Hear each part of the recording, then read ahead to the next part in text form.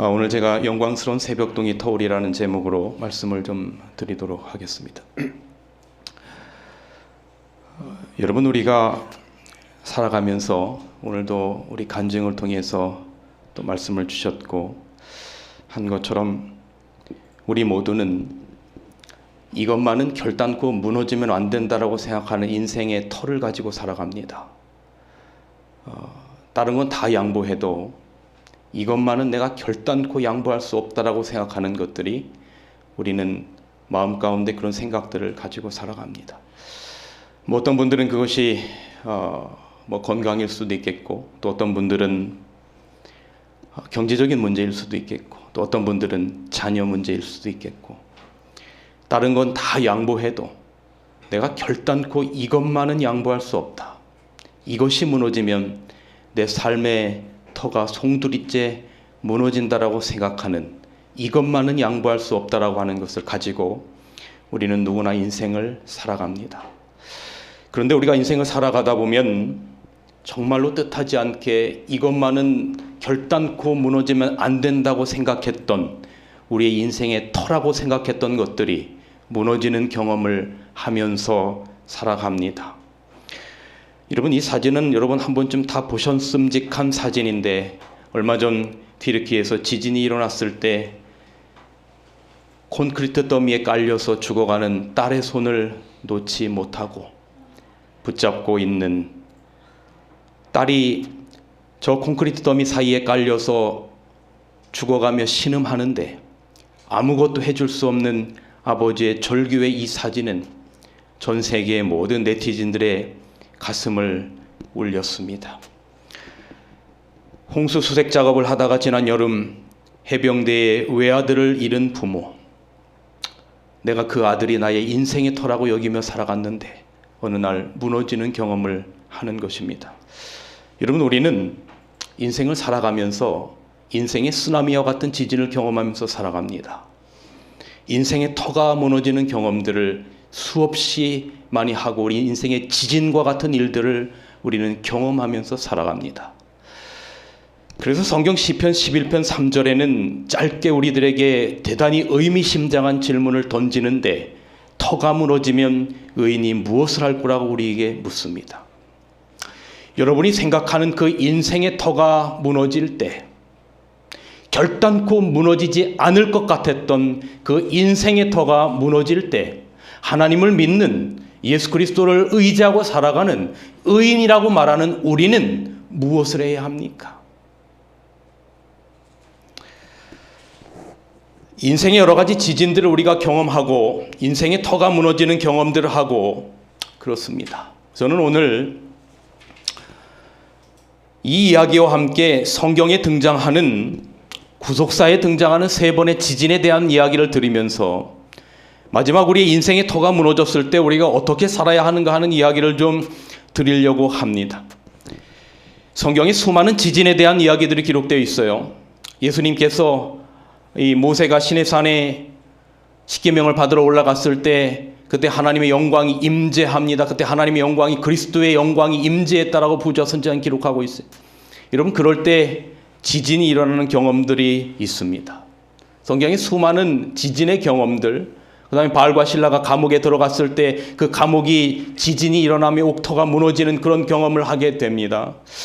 그런데 많은 성경의 지진 이야기 가운데 오늘 제가 여러분들에게 드리고 싶은 이야기는 구속사에 등장하는 세 번의 지진에 대한 이야기입니다. 그 중에 첫 번째, 구속사에 등장하는 첫 번째의 지진은 예수님께서 십자가를 달려 돌아가시는 그 순간에 일어났던 지진입니다. 마태복음 27장 50절에서 51절에 보면 예수님께서 십자가에 달려 돌아가시는 바로 그 순간, 호흡이 끊어지는 그 순간 성소의 휘장이 위로부터 아래로 찢어지면서 땅이 진동하며 바위가 터졌다라고 기록하고 있습니다. 이 부분에 대하여 시대의 소망은 시간 관계상 제가 다 읽지는 않는데 대단히 무서운 지진이 일어났다라고 기록하고 있습니다. 이전에는 본 적이 없는 지진이었다라고 말하고 있습니다.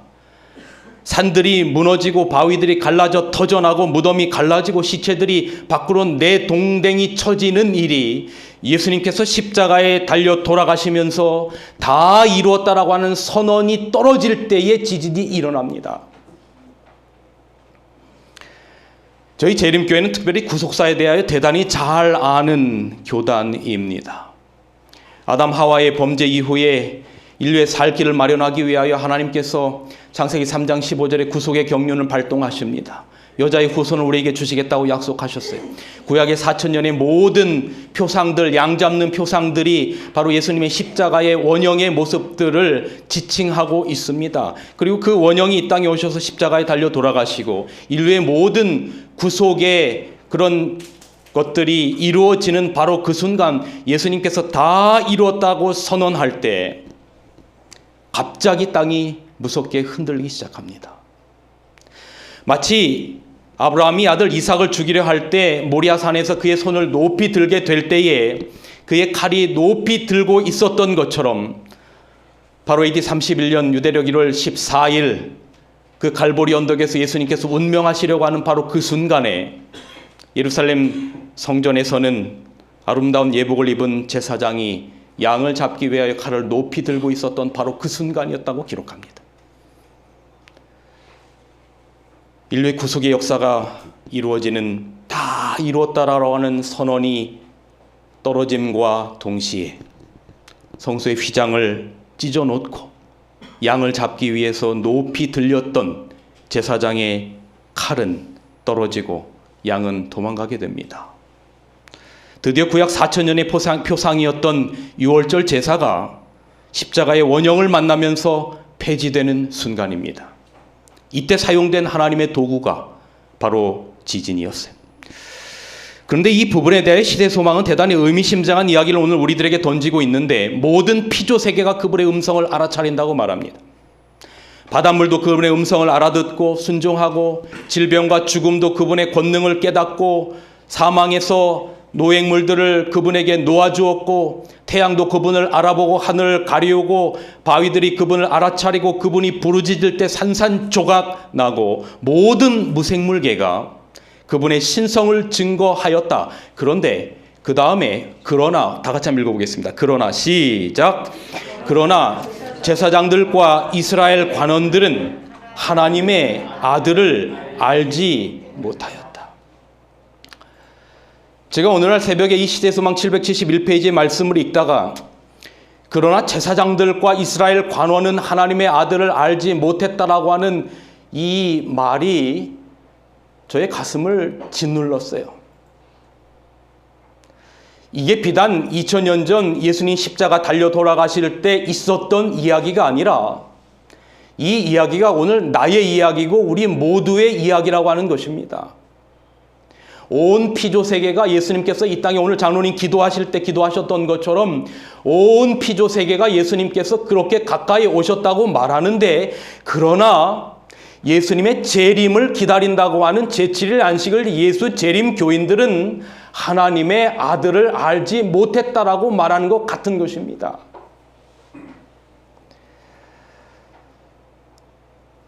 여러분, 오늘 우리가 이 세상을 살아가면서 과연 우리의 인생의 초점이 어디에 맞춰져 있는가 우리가 시시때때로 생각해보며 뒤돌아보아야 합니다. 여러분, 여기 유대인들과 제사장들과 이스라엘 관원들이 누군지 제가 굳이 여러분들에게 설명을 드리지 않아도 압니다. 여러분, 유대인들이 모든 여자들이 잉태를 할 때마다 그때마다 모든 유대인들이 단 하나의 예외도 없이 기대했던 것이 뭐냐면 자기가 잉태했던 그 아이가 메시아이기를 바랬어요. 수천 년의 역사가 그렇게 흘러온 것입니다. 그런데 마침 예수님께서 이 땅에 오셨을 때 세상은 예수님을 알지 못했다라고 말하고 있어요. 그러나 제사장들과 이스라엘 관원들은 하나님을 알지 못했다. 이것이 우리의 모습이 아니기를 주님의 이름으로 축원합니다. 이렇게 예수님께서 십자가에 달려 돌아가실 때 구속사의 첫 번째 지진이 있었습니다. 구속사의 두 번째 지진은 바로 예수님께서 부활하실 때 있었습니다. 마태복음 28장 1절서부터 안식일이 다 지나고 안식 후 첫날이 되려는 새벽에 막달라 마리아와 다른 마리아가 무덤을 보려고 갔더니 그 다음에 큰 지진이 나며 그렇게 기록하고 있습니다. 주의 천사가 하늘로부터 내려와 돌을 굴려내고 그 위에 앉았다라고 말하고 있습니다. 이 부분에 대하여 시대소망은 또 이렇게 기록합니다. 한 지진은, 여러분에게 설명드렸던 구속사의 첫 번째 지진은 그리스도께서 목숨을 거두신 시간을 알렸고, 그 다음에 다른 지진은 그분이 승리의 개가를 부르며 생명을 찾으신 순간을 알려주었다. 사망과 무덤을 정복하신 그분은 땅이 비틀거리고 번개가 번쩍이며 우레와 내성이 치는 가운데 정복자의 발걸음으로 무덤에서 나오셨다고 기록하고 있습니다. 수많은 로마 병사들이 예수님의 무덤을 지키던 일요일 새벽이었습니다. 예수의 시신을 훔쳐다가 부활하였다고 하여 민심을 소란시킬 것을 두려워했던 유대 지도자들과 빌라도는 예수님의 무덤 앞에 힘센 병사들이 겹겹이 지키게 하였고, 개미 새끼조차 드나들 수 없었던 엄숙한 새벽녘이었어요. 그러나 여러분, 이 땅에 아무리 암흑의 세력이 준비한다 할지라도 하늘은 주님께서 부활하실 그 시간을 준비하고 있었습니다. 루스벨의 타락 후에 그 천사장의 자리에서 하나님을 섬기던 가브리엘 천사가 하나님의 명령에 의하여 예수님 무덤에 가까이 이르렀을 때 땅이 진동했고, 그 자리를 지키고 있었던 로마 병사뿐만 아니라 사단의 모든 군대들이 다 물러갑니다. 그리고 지진이 나고 땅이 갈라졌어요. 가브리엘 천사장이 예수님의 머리맡에 서서 말하기를 시대소망에는 이렇게 기록하고 있어요. 천군의 사령관이시여, 당신의 아버지께서 부르시나이다. 그리고 그리스도는 신성의 능력으로 부활하십니다. 그런데 예수님께서 그렇게 부활하실 때에 성경은 예수님 말고 부활했던 또 다른 사람들이 있다라고 기록하고 있습니다. 마태복음 27장 52절에 보면 무덤이 열리며 자던 성도의 몸이 많이 일어났다라고 기록하고 있어요. 사도 바울은 에베소서 4장 8절에 이 장면에 대하여 이렇게 묘사합니다. 그러므로 이르기를 그가 그리스도께서 위로 올라가실 때에 사로잡혔던 자들, 다시 말하면 죽음에 의하여 사로잡혔던 자들을 그리스도께서 다시 사로잡으시고 사람들에게 뭐를 주셨다라고 말하고 있습니까? 선물을 주셨다라고 말하고 있어요. 시대소망 786페이지의 말씀입니다. 예수께서 부활하실 때 그분은 사로잡혀 있던 한 무리를 무덤에서 데리고 나오셨다. 예수께서 운명하실 때 있었던 지진은 그들의 무덤을 깨트려 열었으며, 그분이 부활하실 때에는 그들도 그분과 함께 일어났다. 여러분, 예수님께서 이 땅에 계실 동안 죽은 자들을 살리는 이적들을 몇 차례 하시지요. 나인성 과부의 아들이나 관원의 딸이나 그리고 나사로를 살리십니다. 그런데 그들은 영원한 생명의 몸을 입고 부활하지는 못했습니다. 부활했다가 또다시 죽음에게 정복당했어요. 그런데 예수님께서 부활하실 때 부활했던 이 사람들은 영원한 생명을 입고 부활했습니다. 이 부분에 대하여 시대소망은 또 이렇게 기록합니다. 그들은 죽음과 무덤을 이기신 그리스도의 전승 기념으로, 선악간의 대쟁투의 전승 기념으로 그분과 함께 뭐하였다라고 기록하고 있습니까? 승천하였다라고 기록하고 있습니다. 이때 승천한 사람들이 어떤 학자들은 요한계시록 4장에 나오는 하나님 보좌 주변의 24장로들이라고 해석합니다. 그 이유가 이 24장로들이 가지고 있는 몇 가지의 특징 때문에 그런데, 그 하나는 하나님 보좌 주변에 있다라고 하는 것이고, 보좌 주변에 앉아 있다라고 하는 것이고, 또 다른 하나는 그들이 무슨 색깔 옷을 입고 있다고 말하고 있습니까? 흰 옷을 입고 그들의 머리에는 무슨 면류관을 쓰고 있어요? 금면류관을 쓰고 있어요. 아까 우리 준비찬미 부르실 때 면류관 쓰네, 뭐라고요? 내 아버지지. 면류관 쓰네, 내 아버지지. 그 다음에 무슨 옷을 입어요? 흰 옷을 입네, 내 아버지 집. 흰 옷을 입네, 내 아버지 집. 누가 면류관을 쓰고 흰 옷을 입겠다는 것입니까? 이 땅에서 구원받은 사람들이 면류관을 쓰고 흰 옷을 입겠다고 했는데, 이게 괜히 나온 이야기가 아니라 여러분 요한계시록에 보면 구원받은 사람들이 흰옷을 입고 면류관을 쓴다는 이야기들이 곳곳에 등장하는데 그중에 대표적인 것 가운데 하나가 뭐냐면 계시록 2장과 3장에 보면 이 7 교회들에서 이기는 자들에게는 이러한 상급을 주겠다. 뭐 예를 들어서 이기는 자들에게는 만나를 주겠다. 이기는 자들에게는 흰돌을 주겠다. 이기는 자들에게는 하나님의 보좌 주변에 앉게 하겠다. 그 다음에 이기는 자들에게는 금멸관을 주겠다. 그 다음에 이기는 자들에게는 흰옷을 입게 하겠다라고 하는 것으로 보아서 하나님 보좌 주변에 있는 24 장로들은 이 땅에서 구원받은 사람들의 대표인데 그래서 예수님께서 하늘로 승천하실 때 부활한 자들이 바로 하나님 주변에 앉은 24 장로들일 것이라고 학자들이 추측합니다. 그런데 제가 오늘 여러분들에게 이야기 드리고 싶은 것은 뭐 사경의 시간이 아니기 때문에 그런 말씀을 드리려고 하는 게 아니라 이 24 장로들이 누구냐 하는 것은 우리가 하늘나라 가보면 알 문제고 정말 중요한 것은 예수님께서 하늘로 승천하실 때 부활한 그 사람들이 가지고 있는 그 영적인 의미가 오늘 우리들에게 대단히 중요한 의미를 가지고 있는 것입니다. 여러분 여기 시대소망 786페이지에 부활한 성도들은 다시 말하면 예수님께서 부활하실 때 부활했던 그 성도들은 주의 죽은 자들은 살아나고 우리의 시체들은 일어나리라고 하는 그 말씀이 뭐임을 증거한다는 것입니까? 진리임을 증거한다라고 하는 것입니다.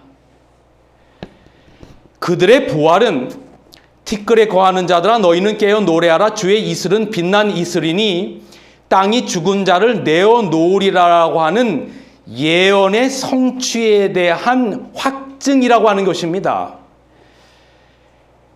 2014년 4월 16일이었습니다. 저는 그날 아침 시각에 저기 목포를 가는 KTX에 몸을 싣고 있었습니다. 그런데 갑자기 저의 장모님과 저희 어머니 아버지에게 전화가 오기 시작하는 겁니다. 그러면서 다짜고짜 저에게 다짜고짜 묻는 게 뭐냐면 영현이 수학여행을 어디로 갔냐고 물어요. 영현이가 저희 큰아들입니다. 그래서 그 아이가 수학여행을 어디로 가는지 왜 그렇게 어머니랑 장모님이 관심이 많으십니까? 제가 그랬더니 수학여행을 어디로 가냐고 그렇게 노발대발하면서 물으시는데 잘 모르겠는데요. 그랬더니 애비가 자식이 수학여행을 어디로 가는지도 모르냐고 저를 혼내키시는데 제가 깜짝 놀랐어요. 갑자기 기분이 나쁘기도 하고 그래서 아들이 수학여행 가는 걸 모르는 걸 내가 왜 우리 부모님한테 혼을 나야 되는 이유가 되나 했는데 알고 보니까 그날 세월호가 넘어가는 날이었습니다. 큰손주가 수학여행 간다라고 하는 얘기는 들었는데 이제 수학여행 가는 아이들이 배를 타고 그 목포 앞바다에서 넘어가는 사건이 일어난 것을 매스컴을 통해서 보고 저에게 전화를 하셨던 거예요. 근데 저는 그날 목포 지역에 있는 목회자들을 대상으로 설교법 세미나를 가고 있는 중에서 강의할 내용들을 바라보고 있었지 밖에서 무슨 일이 일어나고 있는지를 전혀 몰랐던 것입니다. 그래서 저도 잘 모르겠는데요 하고 아내에게 전화했더니 버스 타고 경주로 갔으니까 걱정하지 말라는 거예요. 그래서 전화를 드렸더니 다행이라고 너 다시는 다음 수업부터 애들이 어디로 수학여행 가는지 꼭 알고 있으라고 엄청나게 혼나고 그날 이제 목포에 도착해서 목사님들과 함께 세미나를 마치고 그날 오후에 그로부터 그렇게 멀지 않은 팽목항 앞바다에 몇몇의 목사님들과 함께 갔습니다. 저 앞에 세월호가 있는 것이 보입니다. 기울어져서 점점 가라앉는 듯한 모습이었어요. 그 소식을 뒤늦게 들은 부모들이 정신이 나간 모습으로 혼이 나간 모습으로 하나같이 뛰어오면서 절규하는데 그날 그 참상의 모습을 저는 지금도 잊지 못합니다. 경찰들이 오면 그 경찰들의 바지끄댕이를 잡고 죽어가는 내 자식을 살려달라고 울부짖는 부모의 모습, 소방대원들이 오면 그들의 바지끄댕이를 잡고 내 딸을 살려달라고 외치는 모습. 근데 제 옆에 어느 한 어머니가 갑자기 소리를 치는데 내 딸에게, 저 배 안에 들어있는 내 딸에게 카톡이 왔다는 거예요. 그 카톡을 읽어주는데, 엄마의 딸로 태어나서 너무 고마워요.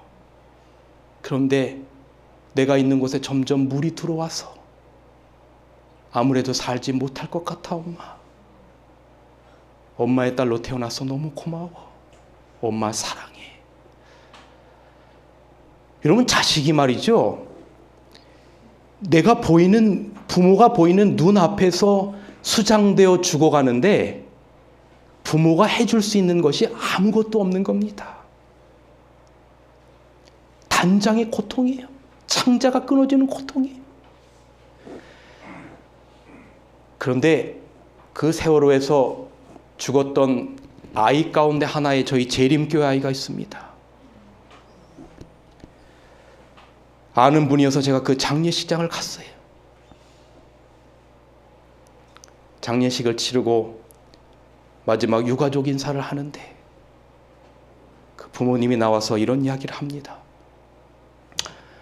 나는 부활이요 생명이니 나를 믿는 자는 죽어도 살겠고 무릇 살아서 나를 믿는 자는 영원히 죽지 아니하리니 이것을 내가 믿느냐라고 물어보신 그 질문에 대하여 나는 믿습니다라고 대답합니다.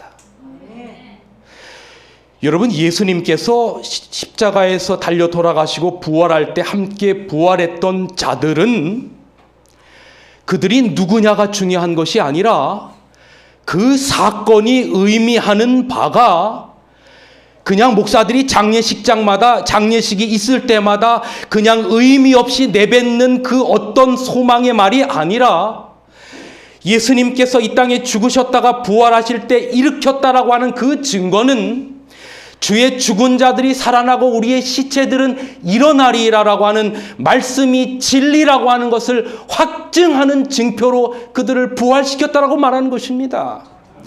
우리는 여기에 소망을 가지고 살아가는 백성들이에요. 그리스도 안에서 죽은 자들에 대한 부활의 소망 가운데 있는 것, 이 소망을 믿고 살아가는 제7일 안식일 예수 재림교인으로서 살아갈 수 있는 그 특권을 인하여 하나님 앞에 감사하는 여러분과 제가 되기를 간절히 바랍니다. 바로 구속사에 등장하는 두 번째 지진은 예수님의 부활과 그 후에 한 무리의 부활이 있었습니다. 세 번째 구속사에 등장하는 지진은 예수님께서 이 땅에 천만천사 대동하시고 재림하실 때 역사적으로 가장 엄청난 지진이 있을 것입니다. 히브리서 12장 26절, 땅만 아니라 하늘도 진동시킬 것이다. 이사야 24장에 땅이 갈라지고 깨어지고 흔들리고 땅이 취한처럼 비틀거리겠다. 이사야 34장에 하늘의 만상이 흔들리고 하늘이 두리마리처럼 말리겠다. 베드로서 3장 10절에 하늘이 큰 소리로 떠나가고 체질이 뜨거운 불에 떨어지겠다. 여러분, 이 부분에 대하여 시대소망에 이렇게 또 기록하고 있습니다.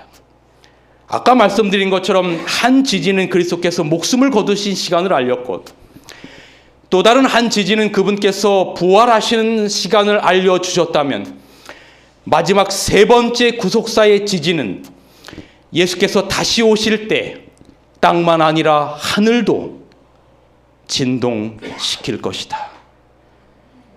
그런데 예수님께서 부활하실 때는 한 무리의 죽은 자의 부활만 있었지만 재림하실 때는 아담 이후로 그리스도 안에서 잠자던 자들의 동시다발적인 부활이 있을 것입니다.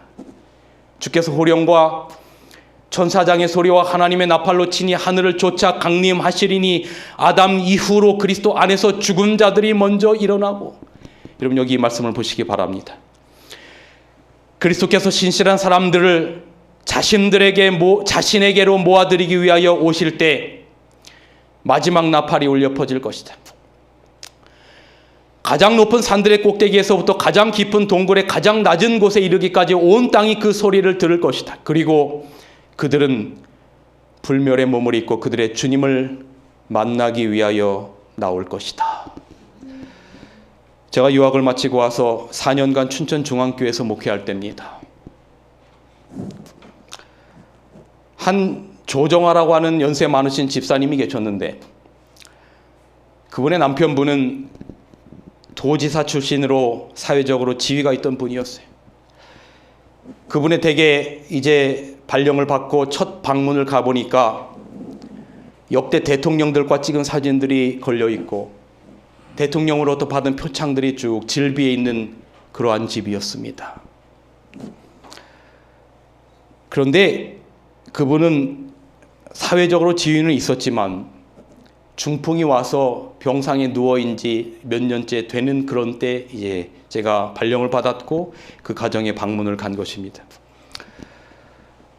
1년이 거의 다 이제 지나는 가을 무렵에 그 집사님과 조정아 집사님과 함께 이야기를 나눴습니다. 집사님, 남편에게 침례를 드리면 좋겠습니다. 제가 가을 동안 일주일에 한두 번씩 와서 성경을 공부하고 따뜻한 봄이 되면 그분에게 침례를 드립시다. 그렇게 약속을 하고 시간 날 때마다 이제 한두 번씩 가서 머리맡에 서서 그분의 손을 잡고 짧게 성경 공부를 하던 어느 날이었어요. 제가 어느 성도의 집에 방문을 하고 있는데 이 집사님으로부터 전화가 울립니다. 전화를 받아서 여보세요? 목사님, 저희 남편이 쓰러졌습니다. 지금 여기 한림대학병원 응급실인데 목사님 좀 빨리 와주셨으면 좋겠습니다. 급히 방문을 접고 남편이 누워 계신 응급실에 갔어요. 그 병원에 저희 교회 집사님이 한림대학병원의 의사셨어요. 그래서 그 집사님의 여쭤보니까 목사님 며칠 못 넘길 것 같습니다. 제가 이분을 그냥 이렇게 보내드릴 수가 없었어요. 보면 침례를 주려고 했는데 그래서 그 의사 집사님께 양해를 구하고 5분만 저에게 시간을 달라고 하고 그 병상 주변에 커튼을 치고 한 손으로는 제가 그 선생님의 한쪽 손을 잡고 또 다른 선생님의 한쪽 손은 그 아내분인 조정아 집사님이 잡았어요. 제가 잘은 모르지만 사람의 오감 가운데 가장 늦게 다치는 부분이 청각이라고 하는 이야기를 들었어요. 그래서 이분이 제가 지금 드리는 말씀을 듣기를 바라는 마음으로 이렇게 선생님께 손을 꼭 잡고 속삭였어요. 선생님과 지금껏 공부했던 유창종 목사입니다. 제가 마지막으로 선생님을 이렇게 보내드릴 수 없습니다. 예수 그리스도를 영접하고 돌아가셔야 합니다. 지금까지 제가 선생님께 드린 말씀 기억하시리라고 믿고 제가 마지막으로 호소할 터이니 제 음성에 믿음으로 아멘으로 반응하면 손을 꼭 잡아주세요라고 부탁을 드렸어요. 그리고 여쭙습니다. 선생님, 2000년 전 갈보리 언덕에서 심장이 터져서 죽으신 예수 그리스도는 다른 누군가가 아니라 선생님의 이름표를 가슴에 달고 그분이 죽으신 겁니다. 그분이 돌아가실 때 아버지여 저들의 죄를 사하여 주옵소서라고 말했던 그 저들은 그 어떤 다른 사람이 아니라 선생님을 향하는 음성이었습니다. 선생님, 예수 그리스도를 개인의 구주로 받아들이고 우리 주님 영광 가운데 이 땅에 오실 때 그리스도 안에서 잠자는 자들을 일으키실 것이라고 하는 그 부활의 소망을 믿고 예수 그리스도를 개인의 구주로 영접하십니까? 물었어요. 근데 여러분, 갑자기 아무런 의식이 없는 그 선생님의 손에 힘이 들어가기 시작하더니 제 손과 그 조정아 집사님 아내분의 손을 꼭 쥐는 거예요. 그로부터 2시간 후에 돌아가셨어요. 이 말씀 보십시오. 여기에 우리가 그를 위하여 하나님께 기도하던 한 사람이 있다. 저기에 우리가 그의 임종의 베개 밑에서 이야기하던 한 사람이 있다. 그는 그의 의지 없는 영혼을 예수께 맡겼다. 여기 또 불쌍한 술주정뱅이였던 사람이 있다. 우리는 구원하기에 능하신 예수께 그의 시선을 고정시키려고 노력하였고, 그리고 그리스도께서 그에게 승리를 주실 수 있다라고 말하였다. 그들의 머리 위에는 불멸의 영광스러운 면류관이 있다. 여러분, 우리가 보기에는 가망이 없어 보이는 그 어떤 누군가에 대하여 우리가 함부로 정죄하거나 판단할 수 없는 이유는 여기 말씀처럼 그 술주정뱅이였던 그 사람, 그의 마지막 영혼을 예수께 맡겼을 때 우리는 그의 시선을 예수께 고정시키려고 노력할 뿐이지, 그에게 승리를 주실 수 있는 분은 오직 예수 그리스도의 속죄의 공로여 그분밖에 없다라고 하는 것입니다. 그리고 마지막의 말씀이 그들의 머리 위에는 불멸의 영광스러운 면류관이 있을지 모른다가 아니라, 하는 거 봐서가 아니라 불멸의 영광스러운 면류관이 있다라고 고백하고 있어요. 여러분, 여기에 우리가 영혼을 위해서 애쓰는 이유가 있습니다. 우리는 부족하지만, 나는 연약하지만 예수께서 그분을 구원하기에 능하신다라고 하는 것을 믿고 그 영혼을 우리는 하나님께 의탁할 뿐입니다. 그리고 그 영혼을 그분이 받으시는 것입니다. 불멸의 몸을 입고 부활하는 그날 그 아침, 우리뿐만 아니라 우리가 그리스도 위하여 기도했던 그 영혼과 함께 영광스러운 재림을 맞을 수 있다면 이것보다 더 복된 소식이 어디 있을까? 그날 그 아침의 주인공이 여러분과 제가 되기를 간절히 바랍니다. 말씀의 마지막 막바지로 가면서 구속사에 등장하는 세 번의 지진에 대하여 살펴보았고, 저는 마지막으로 조금 더 가까이 서론에 말씀드렸던 우리 인생의 지진에 대하여 생각하고 싶습니다. 서론에 말씀드렸던 것처럼 우리는 이것만은 양보할 수 없다라고 하는 그런 인생의 터 같은 것들이 우리들에게 있습니다. 그런데 우리가 인생을 살다 보면 그 인생의 터가 무너지는 인생의 지진을 경험하면서 살아갑니다. 여러분, 이 사진은 가보신 분들이 아마 계시겠지만 여수요양병원입니다. 2020년 9월 여수요양병원의 환우들과 직원들에게 말씀을 전하기 위하여 일주일 동안 가서 말씀을 전했습니다.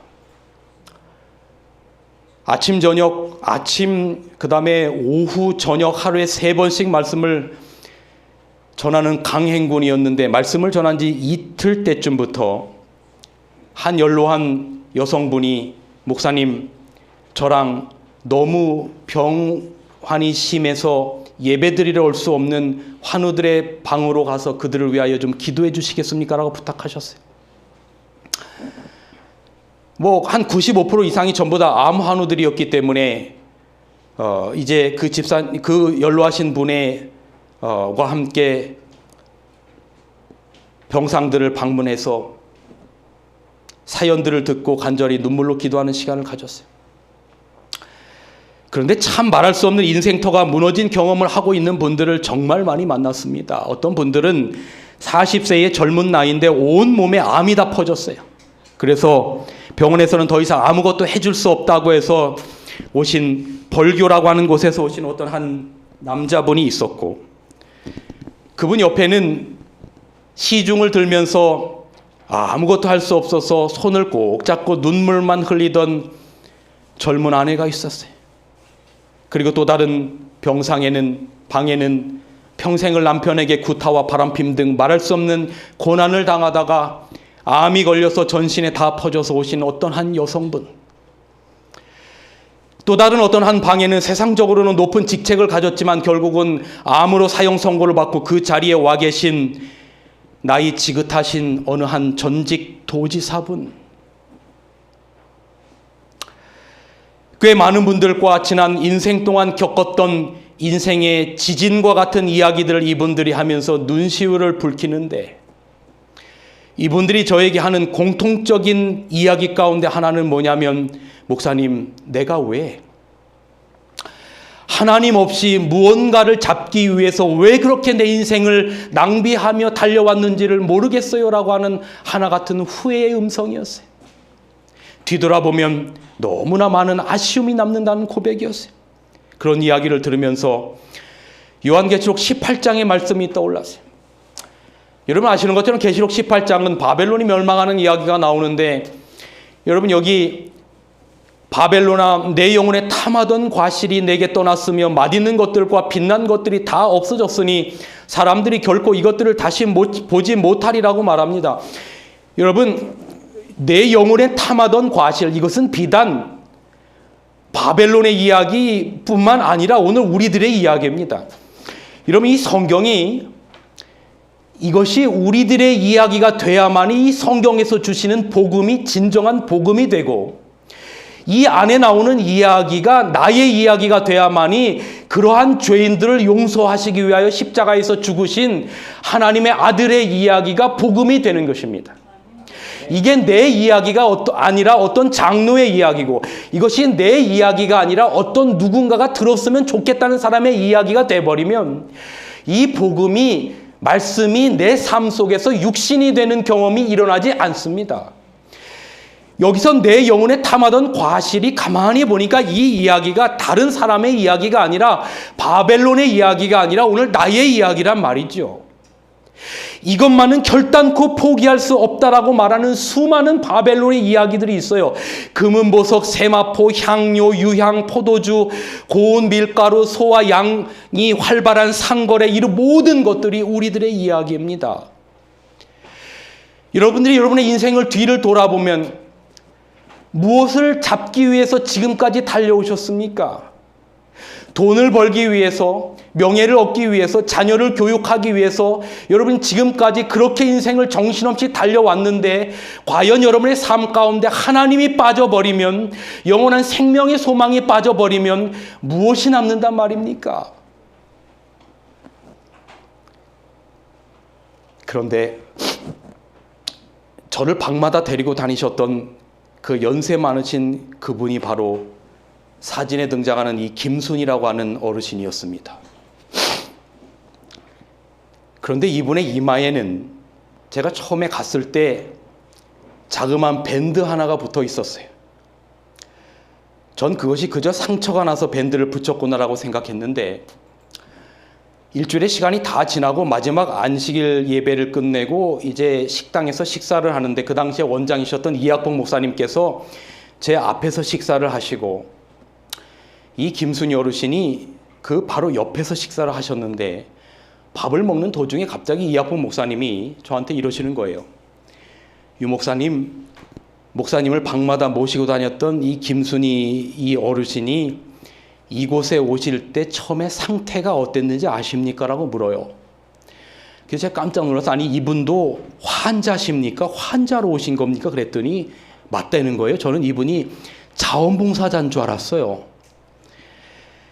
그러면서 이학봉 목사님이 핸드폰을 뒤적뒤적거리면서 이분이 이곳에 오기 몇 달 전에 이분의 상태를 사진을 보여주는데, 이것이 이분이 이때 왔을 때의 처음 모습이었어요. 얼굴 한쪽이 암으로 덮여 있었고, 삶의 인생의 터가 무너지는 절망적인 경험을 하고, 그러다가 저희 재림교회 지인의 소개로 여수 요양병원에 오게 되었고, 여러분 이분이 이곳에 와서 예수 그리스도를 개인적으로 만나게 됩니다. 무엇보다도 십자가의 복음이, 예수님의 죽음의 이야기가 그저 숱하게 많이 들었던 이야기가 남의 이야기가 아니라, 그분이 십자가에서 심장이 터지면서 죽으시면서 아버지 저들을 용서하여 주옵소서라고 하는 그 저들 가운데 자기가 있다라고 하는 것을 깨달은 것입니다. 성령께서 역사하셔서 말씀이 육신이 되는 경험을 한 것입니다. 그리고 사람의 죽음이 끝이 아니고 죽음 이후에 부활의 소망과 재림 신앙을 받아들이게 되었어요. 그분의 가슴에는 뜨거운 눈물이 있었고, 말씀이 육신이 되는 경험을 통해서 이분의 전생애를 온전하게 회개하게 만들었어요. 내가 왜 지난 인생을 하나님 없이 이리 살았나? 무엇을 잡기 위하여 내가 지난 인생을 이렇게 살아왔던가 하는 후회와 함께 이제라도 예수 그리스도를 온전히 개인의 구주로 영접하고 그리스도의 사랑과 은혜를 받아들이고 살아가면서 놀랍게도 치유가 일어나기 시작한 겁니다. 그래서 제가 갔을 때는 반창고 한 장 붙일 정도로 회복된 거예요.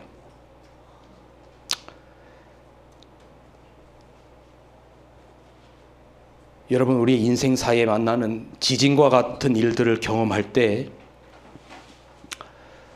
우리에게 정말로 그리스도가 있으면,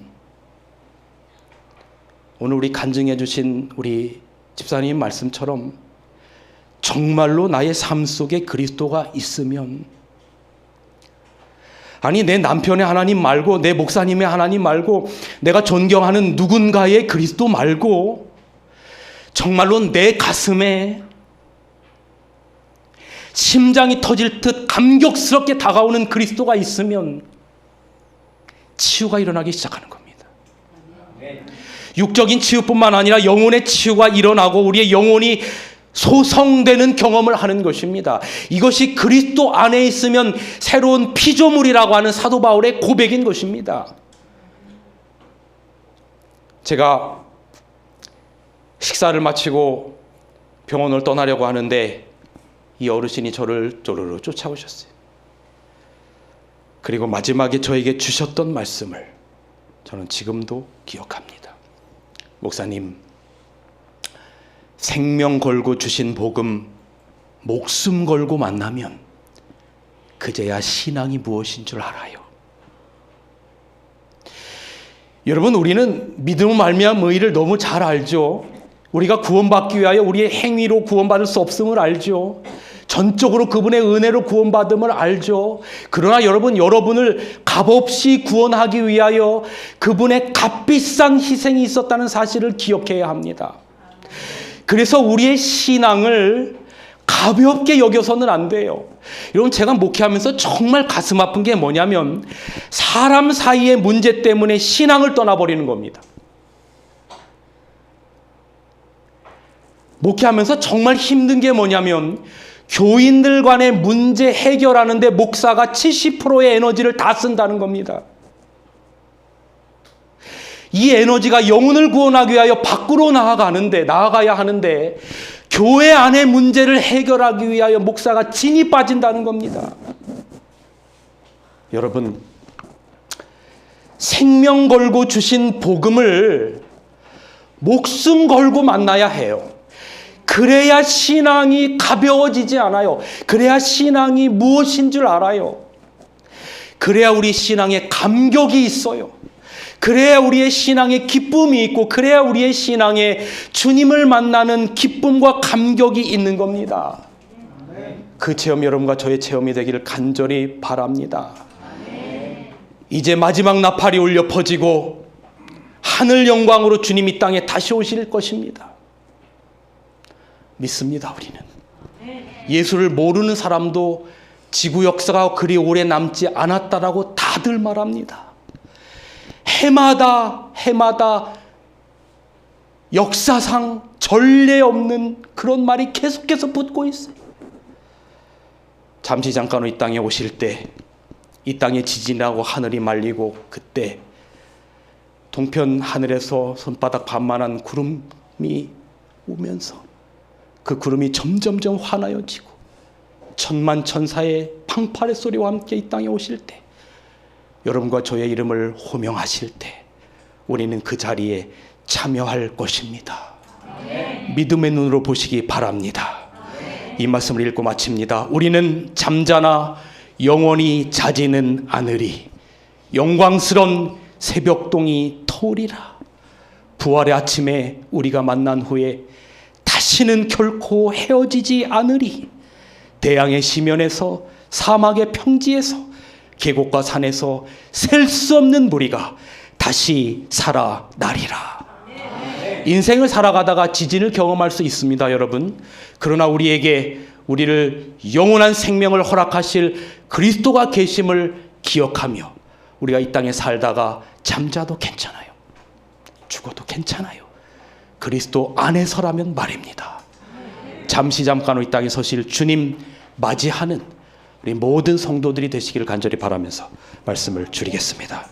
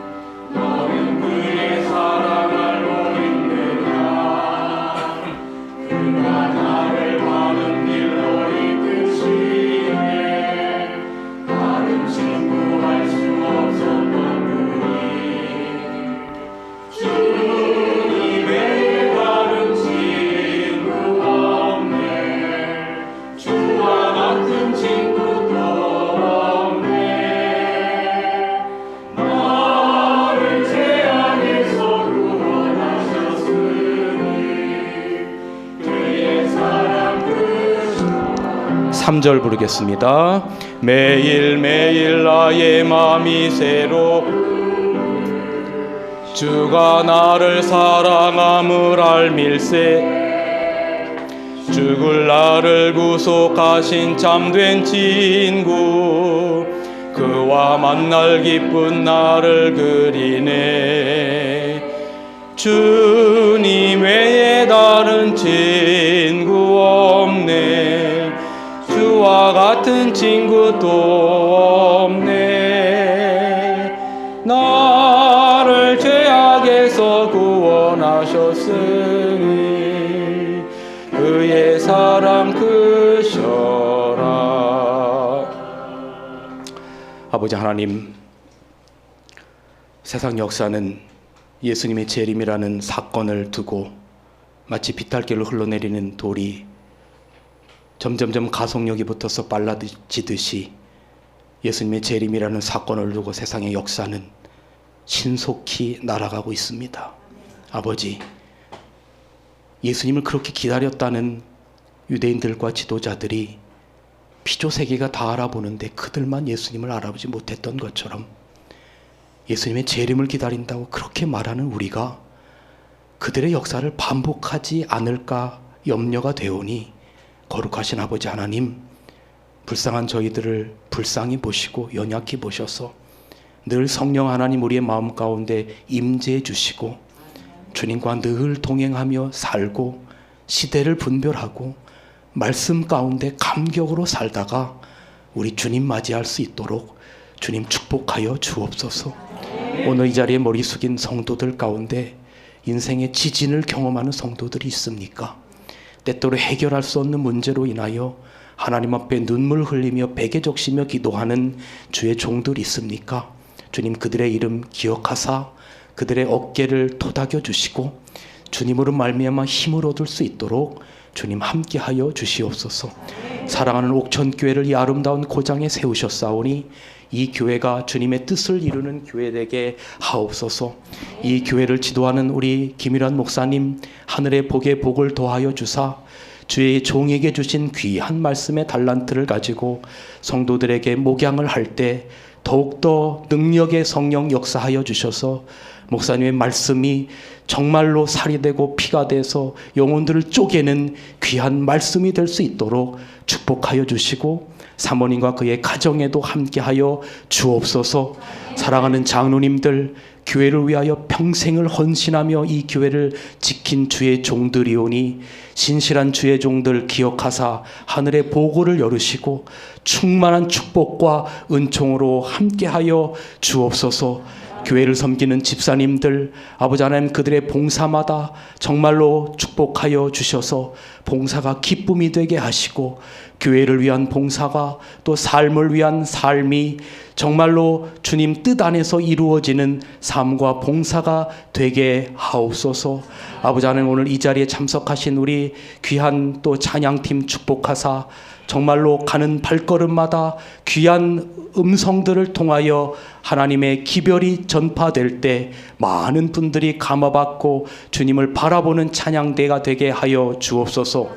오늘 이 자리에 자리한 우리 모든 손님들과 우리 모두가 온전히 주님을 바라보는 모두가 되게 하여 주옵소서. 우리를 사랑하시되 끝까지 사랑하시는 그리스도신 예수님의 거룩하신 이름으로 간절히 축원하옵나이다. 아멘.